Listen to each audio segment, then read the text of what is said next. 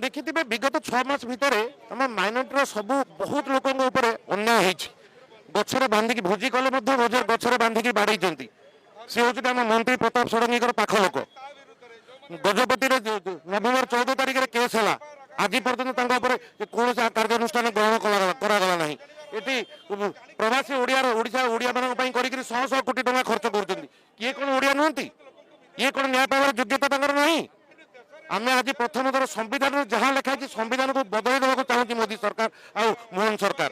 कौन परिस्थिति सह्य कर भाई भौणी मान न्याय मिल आज शांतिपूर्ण भाव कर सारा ओडिशा जो परिस्थिति हम ओडिशा सरकार ही दायी रही। प्रेज द लॉर्ड परमेश्वर मान धन्यवाद हो परमेश्वर केते अनुग्रह कले आज आपण सम्मुखें आ गोटे शिक्षा नहीं आसवा सुजोग देले को धन्यवाद देवा सहित मुझे समस्त मोर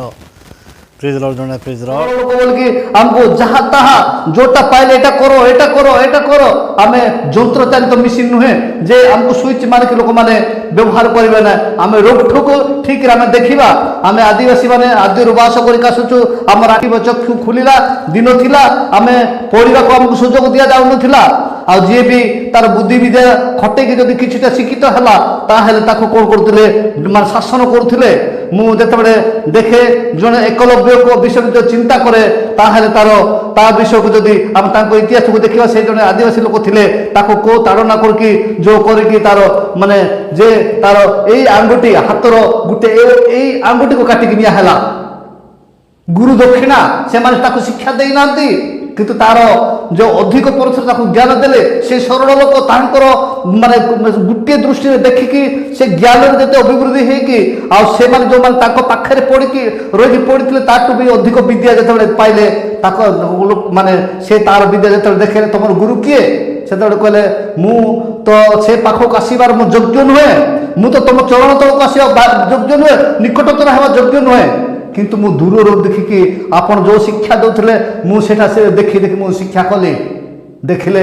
जे ये मो पाखक न आसिकी एते दूर से मोर शिक्षा सब चुराई कि नहीं जाइए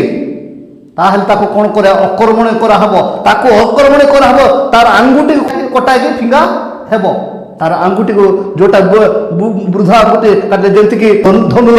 तीर धरिले धरि हेबो नै सेति एटा धरि एटा ठीक रे जीवो एटा काटी कि नेले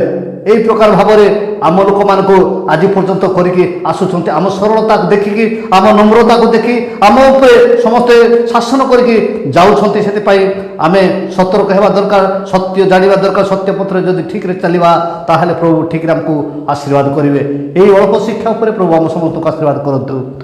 তো রহিলি নমস্কার প্রেজ দ লর্ড।